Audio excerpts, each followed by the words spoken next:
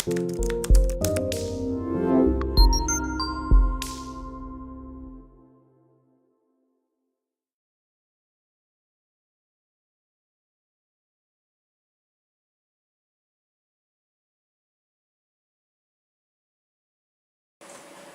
شبابنا، وهذا أساسي، وذكرياتنا يوم كنا شباب في أيام إما لحظات الجامعية أو لحظات تلاميذية. لذلك صدقوني المشاركات والمشاركون أننا سعداء أن نكون معكم، سعداء لاستقبالكم اليوم. جيت لهذا الايفنت ديال اليونيفرسيتي ديفير اللي منظمته الجاليه المغربيه و سيتي تري انتريسون. مشكورين بزاف بزاف بزاف حيت كيعطيونا لابورتونيتي باش نعرفوا بلادنا ونشوفوا الحدود من طنجة حتى للقرة. وأنا فرحانة بزاف اللي جيت لهنا. Les deux parents sont marocains et j'ai appris grâce aux anciens élèves qui ont participé ici, ceux d'été, que le ministère organisait un voyage au Maroc pour les Marocains à l'étranger, et j'ai posé mon inscription et j'ai été acceptée. Bon, c'est une superbe expérience jusqu'à présent, vu que on nous a bien accueillis déjà, on nous a bien accueillis à l'aéroport. Les programmes ont été respectés, il n'y a pas eu de réel changement, il n'y a pas de changement tout simplement. Et on a eu la chance de faire la connaissance de plusieurs étudiants à l'étranger, d'autres étudiants. Par exemple, venant du Sénégal, on n'était que deux, alors que, bon, on a appris à connaître les Italiens, les Espagnols, les Canadiens, les Américains, et on s'est tous retrouvés sur le même point commun, c'est-à-dire qu'on est tous des Marocains. Et on remarque également que malgré qu'on soit tous différents, qu'on parle des langues différentes, rien qu'avec la darija, on peut se débrouiller et apprendre à se connaître. Et c'est une expérience formidable. Tout en sachant que, bon, maintenant, quittant cette expérience, je veux savoir que d'autres Marocains sont comme moi à l'étranger, qu'ils s'habituent et qu'ils prennent d'autres cultures, apprendre que les autres étrangers aussi gardent la culture marocaine au moins à la maison. مادام أن الوطن ليس فقط بقعة جغرافية، هي قناعات مشتركة وإيمان مشترك، هي قيم مشتركة وافتخار بهذا الماضي الذي بإيجابياته وبصعوباته كان دائما مرجعية لكل المغاربة. جي من طاليان، esattamente من provincia di Ancona، وتنقرا ديزاين في لونيكام. أنا عرفت البوسيبيليتي باش نجي لهاد الكونفرنس والإفران شكرا للفيسبوك. كنت نقرا في شي بوست في فيسبوك نلقى واحد الدريه صيفطت هذا البوست مكتوب فيه لجميع الدراري والدريات اللي تسكنوا في اوروبا، في امريكا، في اي بلاصه يجوا المغرب ويتلاقاو مع الدراري اخرين تقراو في الكليات من جميع الكليات ديال العالم. وانايا قلت علاش لا نشارك، وجاء في نفس الوقت ديال العيد ميلاد ديالي انايا، كان البارح نهار 20 شهر 12، وقلت احسن كادو نقدر ندير ليا هو هذا. ان شاء الله لا ربحت يكون احسن عيد ميلاد دوزته في 21 عام. هذا القطاع الا واستمروا ما دام انه راس مال مشترك، وما دام كذلك انكم انتم شبابنا في المهجر مغاربه العالم راس مال مشترك للجميع وبدون استثناء بغض النظر عن انتماء الضيق. عندي 24 وجايه من روما ايطالي، وكنقرا كملت 5 سنين ديال القودات، ودابا كنبدا دكتوراه ديال لي دروا انترناسيونال. جيت لقيت هذه الفرصه باش نجي بالفضل ديال السفاره ديال روما والقنصليه ديال روما اللي الحمد لله عندنا العلاقه معهم ممتازه، وصيفطوا لي هذا الميساج قالوا لي باللي راه ممكن تمشي لهاد لوبورتونيتي وتلقاي الشعب بحالك اللي تقدروا تلاقاو وتحابوا مع بعضياتكم، تبينوا باللي المغرب هو الاول. عاد البلاد فين زايدين هو نتوما، البلاد فين كاينين، خصكم تبينوا باللي المغرب هو الاول.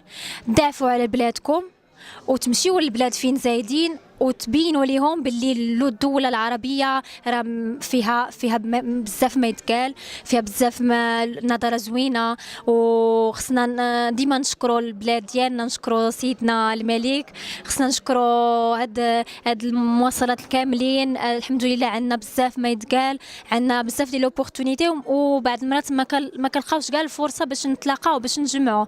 الحمد لله راه نشكروا هاد المينيستر اللي عطانا هاد الفرصة باش نتلاقاو. كلهم هما مواليد هاد الدول الإقامة، واللي كلهم عندهم تكوين جامعي، واللي كيتكلموا مجموعة من اللغات، واللي معتزين بانتمائهم لهذا الوطن، واللي كما كعرفوا بأن هذه الجامعة كتستمر أسبوع بعد الجلسة الافتتاحية غتكون مجموعة من الورشات أساسية كتطرق لمجموعة من المواضيع اللي عندها علاقة بالعيش المشترك.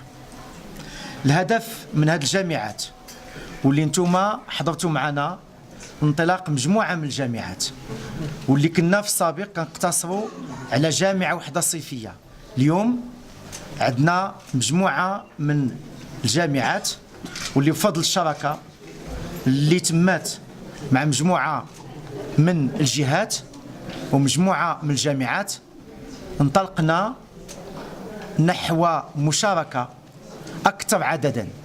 في السابق ما كانش العدد كيتجاوز 100 شاب وشابة، اليوم عندنا 650 شاب وشابة اللي كيستافدوا من هذه الجامعات طيلة السنة. وبغيت نعطيكم معطيات أساسية أن منذ انطلاق هذه الجامعات الشبابية وصلنا الآن حسب الإحصائيات اللي عندنا ل 2600 شاب وشابة اللي استافدوا من هذه الجامعات. فإذا هو رقم مهم أساسي، واللي جزء منهم كبير هو في اتصال وتواصل سواء مع الشباب اللي شاركوا أو مع الوزارة. العيش المشترك هو إحدى أهم المواضيع الأساسية، واللي من خلالها غنطبقوا المفهوم التحصين الديني. كما كتعرفوا مغاربة العالم عندهم ارتباط قوي بمرجعية إسلامية تنتمي إلى مدرسة مغربية لها جذور تاريخية ومرتبطة بالإسلام الوسطي المعتدل. غنتعرضوا كذلك للتحصين الثقافي، وكتعرف بأن الحفاظ وصيانة الهوية ديال شبابنا تأتي عن طريق كذلك التحصين الثقافي. والتحصين الثقافي في استراتيجية الوزارة مبني على ركيزتين أساسيتين. الركيزة الأولى هو الاستمرار في خلق مجموعة من مراكز ثقافية. الآن عندنا مركز موريال في كندا دار المغرب، ويتفاعل دائما مع محيطه الكندي، ويتفاعل كذلك مع المغاربة اللي عايشين في كندا من خلال برامج ثقافية سنوية. الهدف ديالها هو خلق تواصل مع الآخر، تعرف على الآخر، عدم إحداث قطع مع الآخر، وبالتالي التعايش مع الآخر. عندنا مركز أمستردام في هولندا اللي انتهت الأشغال ديالو، واللي كان الوقت المناسب باش ينطلق كمشروع ثقافي منفتح على مجتمع الاستقبال داخل هولندا. وانطلقت الأشغال في المركز الثقافي دار المغرب في باريس، واللي نتأمل أن الأشغال غتنتهي إن شاء الله في أواخر 2019، وحنا مبرمجين مراكز أخرى. إذا الحضور الثقافي يتم في الشطر الأول ديالو عن طريق مراكز ثقافية أو دار المغرب. كذلك الجامعات الشبابية هي كذلك إحدى القنوات الأساسية لهذا التحصين الثقافي، بالإضافة إلى مجموعة من الإبداعات المسرحية اللي انتم حضرتوا معنا. هذه السنة وصلنا ل 200 مسرحية، ماشي 184، كانت فوق المتوقع، واللي شملات كل القارات بدون استثناء، واللي خلقات واحد فضاءات تواصل بين الإبداع المسرحي المغربي وما بين مغاربة العالم. انتقلنا كذلك إلى تفعيل إحدى أهم المقتضيات الدستورية ألا وهي اللغة الأمازيغية، وحضرتوا معنا انطلاق فعاليات التحضير لجولات متعددة للمسرح الناطق باللغة الأمازيغية، واللي غنوصلوا فيه ل 51 مسرحية كمرحلة أولية. بطبيعة الحال غيجي دور السينما وغتجي دور بعض الإبداعات الثقافية الأخرى. إذا التحصين الثقافي هو حاضر بقوة ضمن الاستراتيجية ديال الوزارة.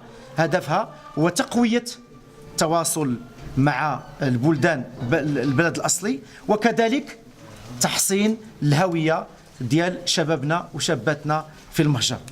عندنا كذلك بالإضافة إلى المراكز أو ذو المغرب الثقافية، بالإضافة إلى الجامعات الشبابية، هناك كذلك المخيمات الصيفية واللي كتهتم بالناشئة واللي عندها دور أساسي. إذن هذا جزء هو من تحسين الهوية. كاين التحسين الديني كما ذكرت سابقا، بالإضافة إلى ما انطلقناه وانتم حضرتوا معنا بتفعيل الجهة 13. الجهة 13 مجموعة من الكفاءات المغربية اللي عندها مواقع أساسية في قطاعات متعددة، قطاعات إنتاجية، قطاعات خدماتية، قطاعات البحث العلمي في ميادين متعددة. احنا نضمنا مجموعة من المنتديات، احنا مستمرين. الهدف من هذه المنتديات هو أولا تعريف شبابنا اللي في المهجر مغاربة العالم بالإمكانيات ديال بلادهم، كذلك إقناعهم بضرورة أن يهتموا بالتطور اللي كيعرفوا المغرب، وباش يكونوا شريك في هذه الاستراتيجية اللي كيقودها جلالة الملك نصر الله واللي كتعطي أهمية استثنائية لمغاربة العالم. فإذا هي استراتيجية متعددة الأبعاد مبنية على مرتكزات متعددة، الهدف منها هو خدمة مغاربة العالم واعتبارهم واحد رأس مال أساسي اللي من خلالهم المغرب كيتموقع في مجموعة من القارات ومجموعة من الدول الأساسية، ومن خلالهم كذلك كنقنعوهم. والآن بدات النتائج الأولى أنهم يهتموا بهذه الديناميكية اللي كيعيشها المغرب، باش بإرادة ملكية قوية باش المغرب يتموقع ضمن الدول الأساسية، سواء على المستوى الاقتصادي أو سواء على المستوى التطور المؤسساتي أو في بناء هذه الديمقراطية التدريجية اللي ما يمكنش تبنى إلا بالحضور الأساسي لمغاربة العالم. فإذا اليوم احنا في حدث أساسي، حدث استثنائي، حدث متميز.